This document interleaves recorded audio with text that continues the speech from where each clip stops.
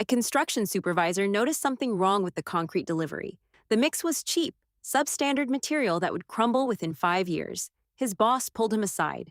Keep quiet. We're behind schedule and over budget. He had a choice: stay silent and keep his job, or speak up and risk everything. He stopped construction immediately and called the authorities. The investigation revealed widespread corruption. Buildings were evacuated, lives were saved, industry reforms followed. Engineering firms nationwide started hiring him as a consultant. He lost one job but gained a career built on something unshakable: trust.